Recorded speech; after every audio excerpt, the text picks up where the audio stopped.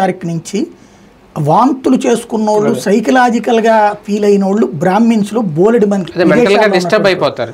విదేశాల్లో ఉన్న వాళ్ళలో 100కి 90 మంది డిస్టర్బ్ అయిపోయారు. 10% మంది దేవుడి దగ్గర జరగదు లేదు అనుకునేటువంటి వాళ్ళు ఉంటారు, 90% మంది మాత్రం అదే ఫీల్ అయినటువంటి సందర్భం. అట్లాంటి వాళ్ళందరితో పాటుగా ప్రపంచవ్యాప్తంగా 151 కోట్ల హిందువులకి ఒక నెగిటివ్ వెళ్ళినప్పుడు నిజమా కాదో తేల్చాలి కదా. ఆ తేల్చడానికి రాష్ట్ర ప్రభుత్వం వేసిన సిట్టే ఉంది, బాధ్యతారహితంగా ఉంది. నువ్వు అందులో కల్తీ జరిగింది అన్నావు, ఆ కల్తీకి సంబంధించిన పారామీటర్స్ మాంసానికి సంబంధించినవి ఇదని చెప్పావు. అది ఎలాగుంటుంది దాంట్లో ఏది యానిమల్ ఫ్యాట్కి సంబంధించి వాళ్ళు ఇచ్చినటువంటి దాంట్లో డిస్క్లైమర్ ఉంది, ఇట్లా కాదు ఇట్లా కాదని.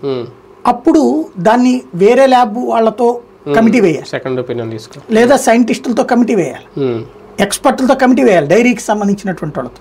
వీళ్ళు తెలివిగా చేస్తుంటే వీళ్ళకే సంబంధించిన ఏ సంఘం డైరీలోనో లేకపోతే ఏ హెరిటేజ్ డైరీ వాళ్ళనో తీసుకొచ్చేసి వాళ్ళందరితో కలిపి నిపుణుల కమిటీ వేసి ఉంటే దాంట్లో కూడా అది కూడా ఇన్వాల్వ్ అయ్యి ఉండేది కాదు.